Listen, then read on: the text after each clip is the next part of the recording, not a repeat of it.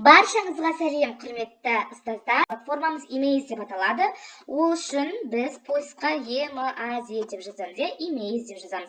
Соның ішінде бізге бірінші не шығады, бірінші бет sign up for free, яғни зарегистрироваться деген бетті басамыз. Continue with Google.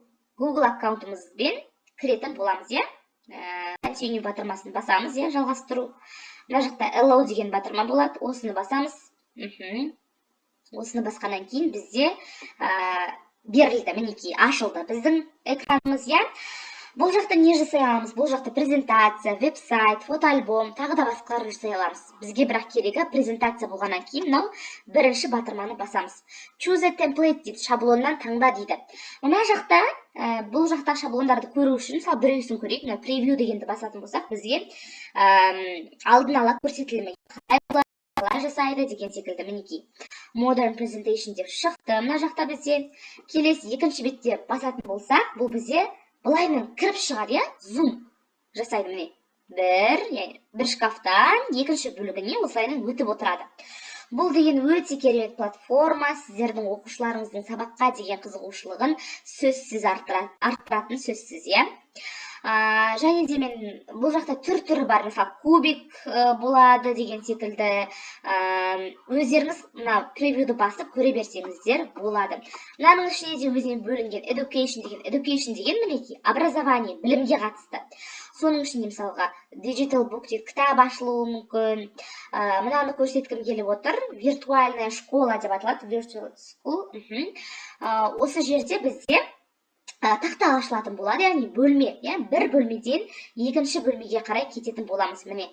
Мынаны бассақ, көрдіңіздер ғой, қандай керемет, міне. Екінші бөлмеге былайынан барамыз, одан кейін оң жақ бетіндегі тақтаға барады.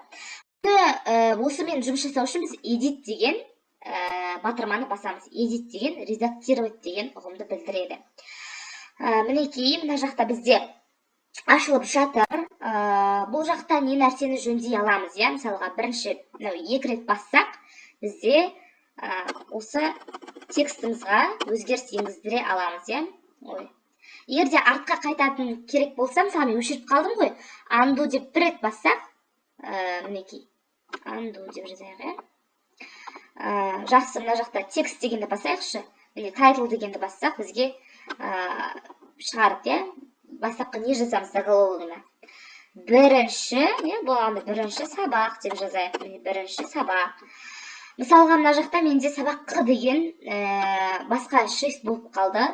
Сол үшін перманенттен біз өзгертеміз. Мысалға, актор десе уже барлығы бірдей. Аллегерия деген нені басып көрейік. Өйстіп таңдай бересіздер өздеріңізге. Енді бірдей болды шрифттар, мына жақта өзгертіп отырамыз. Бағанағыдай бұл да бұны білесіздер, негізі PowerPoint-пен жасап жүрсеңіздер, жирный болады, өзгереді деген секілді, түсін өзгертсек болады мына жақтан. Әр нәрсені басып көре берсеңіздер болады. Прозрачность мысалға, былай деген секілді. Одан кейін ненің тексттің несі қаяқта орналасады, мына жағында ма, ортасында ма деген секілді былайын өзгерте береміз, мінекей басып. Жақсы. Одан бөлек бұл жақта біз image, яғни сурет қоса аламыз. Веб-сайттың өзінен ізгесек болады, мысалға маған мектептің суреті керек, мектеп болып жатыр ғой тақырыбымызда, school деп ағылшынша жазамыз, немесе переводчикқа салып алсаңыздар болады. Search деген батырманы басқан кезде бізде мектепке қатысты қазір суреттер шығарып беретін болады. School деген секілді, мынаны алайық. Міне, осылайынан, мынаны былайынан үлкейтесіздер, кішірейтесіздер. Бұл жақта да қысқартып алсаңыздар болады деген секілді, екі рет үстінен бастаңыздар. Мінекей, қазір бізде қысқа несі болады. Жақсы, мынау тұра берсін. Немесе өзіміздің немізден, my дегенді бассақ, өзіміздің компьютерімізден жүктесек болады. Брауз дегенді басамыз. Жүктеу керек, мысалы бағанағы абайдың суретін алатын болсақ, міне былайынан қоямыз. Сол кезде өзіміздің суретіміз қойылады. Алып тастай салайық, тұра тұрсын деген секілді. Бірінші сабақтан орын алып тастап, абайдың суретін қойсақ болады. Мыналарды басып өзгертсеңіздер болады, қай жаққа апару керек деген секілді. Келесі медиаға бұл жаққа сіздер жүктей аласыздар өздеріңіздің видео немесе аудио файлдарыңызды. Енді мына жақтан видео дегенді басып, мысалы запись, канваға байланысты жасаған, канва 2 деп мысалы открыть деп кішкене уақыт алатын шығар бұны жүктеу. Add деген батырманы бассақ, мінекей мына жақта жүктеліп жатыр, Бұны күту ұзақ болып кетеді, ала салайын. Немесе сіздер бір веб-сайттың ссылкасын қойсаңыздар болады. Мысалға, YouTube деп жазамыз, YouTube-тан кез келген тақырыпқа қатысты, мысалға, қазақ тіліне қатысты сабақ керек болатын болса, қазақ тілі деп, қазақ тілі, мысалы, 5-сін алдыма шыға салған нені басайын, енді өздеріңізге керекті іздейсіздер ғой. Осы жақта YouTube-қа кіріп, мынау астында бізде share деп тұрады. Бұл деген бөлісу деген, осы share деген батырманы басып, осы видеомен достарыңызбен бөлісіп қойып, copy деген жасаймыз. Көрдіңіздер ғой, share, мінекей, copy деген жерді басамыз.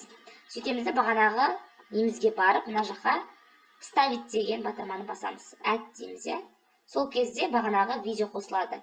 Так, the video owner дейді.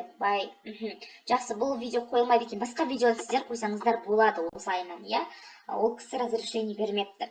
Келесі shape деген жерді бассақ, бұл жақта бағанағыдай түрлі формулалар бар, нелері бар, түрлі пішіндер бар, өздеріңіз көріп отырған, мысалы, бұлттың суретін шығарып қойып, бұл кісінің сөзін осының ішіне кіргізсек болады. Міне бұлтты үлкейтеміз, текстті басамыз, текст деген жерді басып, мысалы, мынаны былайынан келіп ішіне сөз жазсақ болады екен. Келесі виджет деген нәрсе бар. Бұл жақта виджет енді Instagram не қойғанға керек, бұл бізге аса қатты керек емес. Егер де қоям десеңіздер, әрине қойсаңыздар болады. Undo деп артқа қайтамыз, redo деп алға қайтамыз, керек емес болатын болса. Бірінші сабақ сөзін мысалы copy дейміз, одан кейін paste дейтін болса, міне 2 рет бізде copy paste болады, копировать и вставление болады. Удалить ету керек болса, мысалға, мынау нәрсе маған керек емес десек, delete батырсақ, мысалға, өшіріледі екен, осылайынан. Және де тағы да келесі бетті қосу үшін add батырмасын басамыз. Келесі қай бет керек, Мынау бетті басамыз да, міне, екінші бетімізге өте береміз. Тағы да add батырмасын басып, үшінші бетімізге өтсек болады. Ал егер де бұл бет керек емес болса, мынау X деген батырманы бассақ, өшіріледі. Ал мынау бет сіздерге 2 рет керек болса, мына жақта бізде дубликат деген тұр, Осы батырманы бассақ, міне, бізде дублировать етіледі. 2 рет, яғни 2 рет басылады. Әрине бұл керек емес. Бұл жақтан енді барлық нәрсе түсінікті деп ойлаймын. Мүмкіндіктер әрине аздау канваға қарағанда, бірақ 3D форматымен ұтып кетеді екен, бұл бізде. Так, download батырмасын басатын болсақ, бұл жақта бізде енді видео форматында, PDF форматында жүктеуге болады, бірақ бұл жерде премиум версиясында.